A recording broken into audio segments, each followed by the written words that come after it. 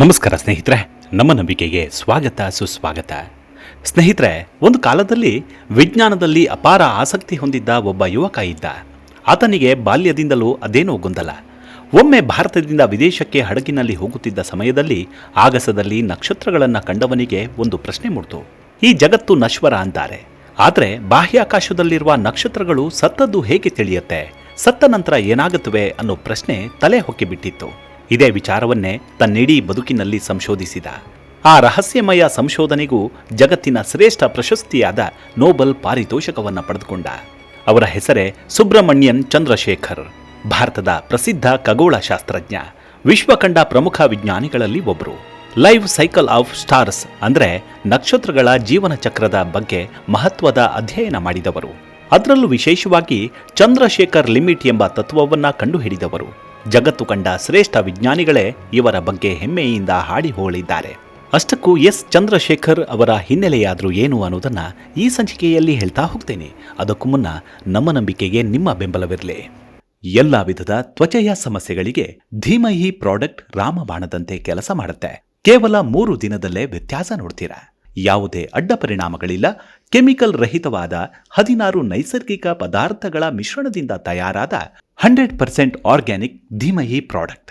ಹೆಚ್ಚಿನ ಮಾಹಿತಿಗಾಗಿ ಕೆಳಕಂಡ ದೂರವಾಣಿಗೆ ಸಂಪರ್ಕಿಸಿ. ಸ್ನೇಹಿತರೆ, ಭಾರತ ಅನೇಕ ಮಹಾನ್ ವಿಜ್ಞಾನಿಗಳಿಗೆ ಜನ್ಮ ನೀಡಿದೆ. ಆ ಮಹನೀಯರು ತಮ್ಮ ಸಂಶೋಧನೆಗಳ ಮೂಲಕ ಜಗತ್ತಿನ ಮಹತ್ತರ ರಹಸ್ಯಗಳನ್ನು ಕಂಡುಹಿಡಿದಿದ್ದಾರೆ. ಅಂತಹ ಒಬ್ಬರಲ್ಲಿ ಪ್ರಸಿದ್ಧರಾದವರೆಂದರೆ ಖಗೋಳಶಾಸ್ತ್ರಜ್ಞ ಡಾಕ್ಟರ್ ಸುಬ್ರಮಣ್ಯಂ ಚಂದ್ರಶೇಖರ್. ಖಗೋಳಶಾಸ್ತ್ರಕ್ಕೆ ನೀಡಿದ ಕೊಡುಗೆಗಾಗಿ ಸುಬ್ರಮಣ್ಯಂ ಚಂದ್ರಶೇಖರ್ ಅವರಿಗೆ 1983ರಲ್ಲಿ ನೋಬೆಲ್ ಪ್ರಶಸ್ತಿ ನೀಡಿ ಗೌರವಿಸಲಾಯಿತು. ಡಾಕ್ಟರ್ ಸುಬ್ರಮಣ್ಯಂ ಚಂದ್ರಶೇಖರ್ ಜನಿಸಿದ್ದು ಅಕ್ಟೋಬರ್ 19, 1910ರಂದು ಲಾಹೋರ್ನಲ್ಲಿ, ಈಗಿನ ಪಾಕಿಸ್ತಾನಕ್ಕೆ ಸೇರ್ಪಡೆಯಾಗಿದೆ. ಚಂದ್ರಶೇಖರ್ ಬಾಲ್ಯದಲ್ಲಿ ಚತುರ ವಿದ್ಯಾರ್ಥಿ. ಪುಸ್ತಕಗಳನ್ನು ಓದೋದು, ಗಣಿತ ಸಮಸ್ಯೆಗಳನ್ನು ಪರಿಹರಿಸೋದು ಅವರಿಗೆ ಬಹಳ ಅಚ್ಚುಮೆಚ್ಚು. ಅವರ ಕುಟುಂಬದಲ್ಲಿಯೇ ವಿಜ್ಞಾನಿಗಳ ಪ್ರಭಾವ ಇತ್ತು. ಅವರ ತಂದೆ ಸಿ ಸುಬ್ರಹ್ಮಣ್ಯ ಅಯ್ಯರ್ ಬ್ರಿಟಿಷ್ ಸರ್ಕಾರದಲ್ಲಿ ಆಡಳಿತಾಧಿಕಾರಿಯಾಗಿದ್ದರು. ತಾಯಿ ಸೀತಾಲಕ್ಷ್ಮಿ ಅವರು ಗೃಹಿಣಿಯಾಗಿದ್ದರು, ಆದರೆ ಬಹಳ ವಿದ್ಯಾವಂತರು. ಮಕ್ಕಳ ಶಿಕ್ಷಣಕ್ಕೆ ಹೆಚ್ಚಿನ ಪ್ರೋತ್ಸಾಹ ನೀಡಿದರು. ಚಂದ್ರಶೇಖರ್ ಅವರಿಗೆ ಸಹೋದರ ಸಹೋದರಿಯರು ಇದ್ದರು. ಅವರ ಕುಟುಂಬದಲ್ಲಿ ಬಹಳಷ್ಟು ಮಂದಿ ವಿದ್ಯಾವಂತರಾಗಿದ್ದವರು. ಅದಾಗಲೇ ಉತ್ತಮ ಹುದ್ದೆಗಳನ್ನು ಪಡೆದಿದ್ದರು. ಅವರ ಮಾವನವರೇ ಸಿ ವಿ ರಾಮನ್ ಅವರು. ಅವರು ಕೂಡ ನೋಬೆಲ್ ಪ್ರಶಸ್ತಿ ಪುರಸ್ಕೃತರು. ಈ ಕುಟುಂಬದ ಹಿನ್ನೆಲೆಯೇ ಚಂದ್ರಶೇಖರ್ಗೆ ದೊಡ್ಡ ಪ್ರೇರಣೆಯಾಗಿತ್ತು. ತಮ್ಮ ಆರಂಭಿಕ ಶಿಕ್ಷಣವನ್ನು ಮದ್ರಾಸ್ನಲ್ಲಿ ಪಡೆದ ನಂತರ ಅವರ ಮನಸ್ಸು ಬಾಹ್ಯಾಕಾಶದಲ್ಲಿಯೇ ಕೇಂದ್ರೀಕೃತವಾಗಿತ್ತು.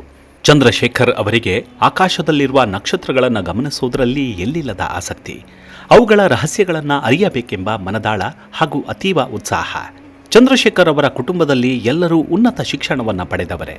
ಹಾಗಾಗಿ ಸುಬ್ರಮಣ್ಯಂ ಚಂದ್ರಶೇಖರ್ 20 ವರ್ಷದವರಿದ್ದಾಗ ಅವರ ಮಾವ ಸಿ ವಿ ರಾಮನ್ 1930ರಲ್ಲಿ ಭೌತಶಾಸ್ತ್ರದಲ್ಲಿ ನೋಬೆಲ್ ಪ್ರಶಸ್ತಿಯನ್ನು ಪಡೆದರು.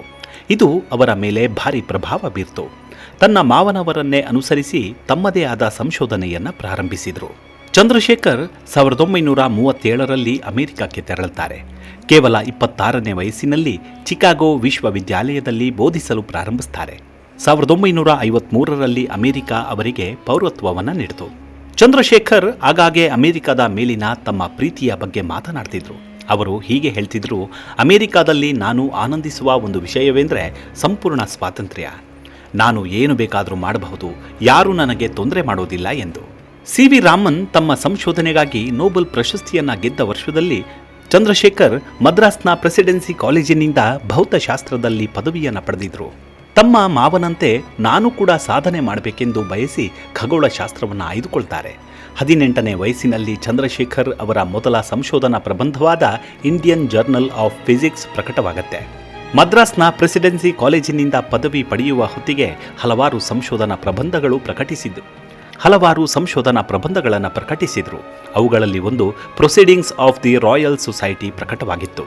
1934ರಲ್ಲಿ ತಮ್ಮ 24ನೇ ವಯಸ್ಸಿನಲ್ಲಿ ನಕ್ಷತ್ರಗಳ ಕುಸಿತ ಮತ್ತು ಅವುಗಳ ಅಳಿವಿನ ಬಗ್ಗೆ ತಮ್ಮ ವೈಜ್ಞಾನಿಕ ಕುತೂಹಲವನ್ನು ಬಗೆಹರಿಸಿದರು.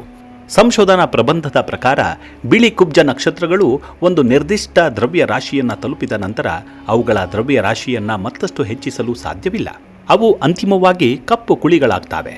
ಇಂದಿನ ಸೂರ್ಯನಿಗಿಂತ 1.4 ಪಟ್ಟು ದ್ರವ್ಯ ರಾಶಿಯನ್ನು ಹೊಂದಿರುವ ನಕ್ಷತ್ರಗಳು ಅಂತಿಮವಾಗಿ ಕುಗ್ಗುತ್ತವೆ. ಹಾಗೆ ತುಂಬಾನೇ ಭಾರವಾಗ್ತವೆ ಎಂದು ತಮ್ಮ ಪ್ರಬಂಧದಲ್ಲಿ ವಿವರಿಸಿದ್ರು. ಅಲ್ಲದೆ ಖಗೋಳ ಶಾಸ್ತ್ರದಲ್ಲಿ ಮಿತಿ ಸಿದ್ಧಾಂತವನ್ನು ಪ್ರತಿಪಾದಿಸಿದ್ರು.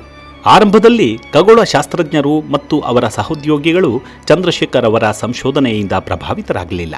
ಯಾಕಂದ್ರೆ ಚಂದ್ರಶೇಖರ್ ಅವರು ಭಾರತ ಸರ್ಕಾರದ ವಿದ್ಯಾರ್ಥಿ ವೇತನದ ಮೇಲೆ ಕೇಂಬ್ರಿಡ್ಜ್ ವಿಶ್ವವಿದ್ಯಾಲಯದಲ್ಲಿ ಅಧ್ಯಯನ ಮಾಡಲು ಹೋಗಿದ್ದವರು. ಅಲ್ಲಿ ತಮ್ಮ ಮಿತಿಯನ್ನು ನಿರೂಪಿಸಲು ಪ್ರಯತ್ನಿಸ್ತಾರೆ. ಆದರೆ ಭಾರತೀಯ ಅನ್ನೋ ಉಡಾಫೆಯಿಂದಾಗಿ ಅಲ್ಲಿನ ಶಿಕ್ಷಕರು ಹಾಗೂ ವಿದ್ಯಾರ್ಥಿಗಳು ಚಂದ್ರಶೇಖರರ ಸಿದ್ಧಾಂತವನ್ನು ತಿರಸ್ಕರಿಸಿದ್ರು. ಅದು ಜನವರಿ 11, 1935. ಚಂದ್ರಶೇಖರ್ ತಮ್ಮ ಸಂಶೋಧನೆಗಳನ್ನು ರಾಯಲ್ ಆಸ್ಟ್ರೋನಾಮಿಕಲ್ ಸೊಸೈಟಿಗೆ ಮಂಡಿಸ್ತಾರೆ.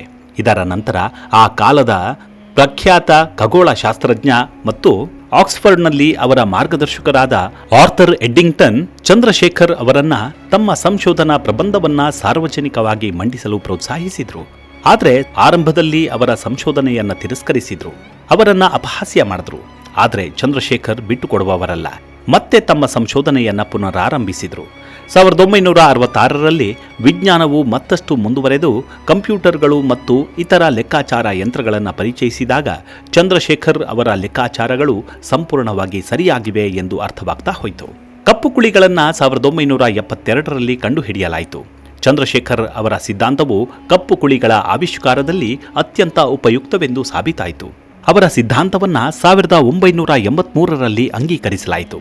ಈ ಆವಿಷ್ಕಾರದಿಂದ ಚಂದ್ರಶೇಖರ್ ಅವರಿಗೆ ಮತ್ತು ಡಾಕ್ಟರ್ ವಿಲಿಯಂ ಫೌಲರ್ ಅವರಿಗೆ 1983ರಲ್ಲೇ ಭೌತಶಾಸ್ತ್ರ ವಿಷಯಕ್ಕೆ ಸಂಬಂಧಪಟ್ಟಂತೆ ನೊಬೆಲ್ ಪ್ರಶಸ್ತಿಯನ್ನ ಜಂಟಿಯಾಗಿ ನೀಡಿ ಗೌರವಿಸಲಾಯಿತು. ಚಂದ್ರಶೇಖರ್ ತಮ್ಮ 27ನೇ ವಯಸ್ಸಿಗೆ ಖಗೋಳ ಭೌತಶಾಸ್ತ್ರಜ್ಞರಾಗಿ ತಮ್ಮನ್ನು ತಾವು ನಿರೂಪಿಸಿಕೊಂಡಿದ್ರು. ಅವರ ಸಂಶೋಧನೆಗಳು ನ್ಯೂಟ್ರಾನ್ ನಕ್ಷತ್ರಗಳು ಮತ್ತು ಕಪ್ಪು ಕುಳಿಗಳ ಅಸ್ತಿತ್ವವನ್ನು ಸ್ಥಾಪಿಸಿದವು.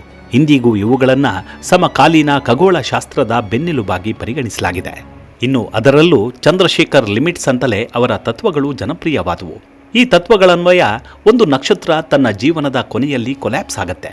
ಹಾಗಾದರೆ ಅದಕ್ಕಿರೋ ಪ್ರಶ್ನೆ ಅಂದರೆ ಅದು ಸಣ್ಣದಾಗಿ ಉಳಿಯುತ್ತಾ ಇಲ್ಲ ಇನ್ನು ಕುಸಿದು ಬ್ಲ್ಯಾಕ್ ಹೋಲ್ ಆಗತ್ತಾ ಅನ್ನೋದು. ಅದಕ್ಕೆ ಉತ್ತರವೇ ಚಂದ್ರಶೇಖರ್ ಲಿಮಿಟ್ಸ್. ಈ ತತ್ವದನ್ವಯ ಒಂದು ನಕ್ಷತ್ರದ ಭಾರ ಸುಮಾರು 1.4 ಪಟ್ಟು ಸೂರ್ಯನ ಭಾರಕ್ಕಿಂತ ಕಡಿಮೆ ಇದ್ದರೆ ಅದು ವೈಟ್ ಡ್ವಾರ್ಫ್ ಅಂದರೆ ಸಣ್ಣ ಸ್ಥಿರ ನಕ್ಷತ್ರ ಆಗಿ ಉಳಿಯುತ್ತೆ. ಆದರೆ ಅದು 1.4 ಪಟ್ಟು ಹೆಚ್ಚಿದ್ರೆ ಅದು ತನ್ನ ತೂಕ ತಾಳಲಾರದು. ಇನ್ನಷ್ಟು ಕುಸಿದು ನ್ಯೂಟ್ರಾನ್ ಸ್ಟಾರ್ ಅಥವಾ ಬ್ಲ್ಯಾಕ್ ಹೋಲ್ ಆಗತ್ತೆ. ಉದಾಹರಣೆಗೆ ಒಂದು ಬಲೂನ್ ಅಂತ ಊಹಿಸಿ. ಸ್ವಲ್ಪ ಗಾಳಿ ಇದ್ದರೆ ಅದು ಸರಿಯಾಗಿರುತ್ತೆ, ತುಂಬ ಗಾಳಿ ತುಂಬಿದರೆ ಅದು ಸಿಡಿಯತ್ತೆ. ಅದೇ ರೀತಿ ನಕ್ಷತ್ರಗಳ ಜೀವನವೂ ಕೂಡ. ಇದು ಬ್ಲ್ಯಾಕ್ ಹೋಲ್ಗಳು ಹೇಗೆ ಉಂಟಾಗ್ತವೆ ಅನ್ನೋದಕ್ಕೆ ಸ್ಪಷ್ಟ ಉದಾಹರಣೆ ನೀಡಿತು. ಅಲ್ಲದೆ ನಕ್ಷತ್ರಗಳ ಅಂತ್ಯ ಹೇಗಿರುತ್ತೆ ಅನ್ನೋದನ್ನು ವಿವರಿಸಿತು. ಹೀಗೆ ತಮ್ಮ ಬದುಕಿನಲ್ಲಿ ಅತ್ಯುತ್ತಮ ಸಾಧನೆ ಮಾಡಿದ ಕೀರ್ತಿ ಹಾಗೂ ಗೌರವ ಎಸ್ ಚಂದ್ರಶೇಖರ್ಗೆ ಸಲ್ಲುತ್ತೆ. ಎಸ್ ಚಂದ್ರಶೇಖರ್ ಅವರ ಕೊನೆ ಮಾತಂದರೆ ಪ್ರಶ್ನೆ ಕೇಳೋದು ಮಹತ್ವವಾದದ್ದು, ಆದರೆ ತಕ್ಷಣ ಫಲ ಸಿಗದಿದ್ದರೂ ಪ್ರಯತ್ನ ಬಿಡಬಾರದು. ವಿಜ್ಞಾನದಲ್ಲಿ ಹೊಸದನ್ನು ಕಂಡುಹಿಡಿಯಲು ಧೈರ್ಯ ಬೇಕು ಎಂಬುದು.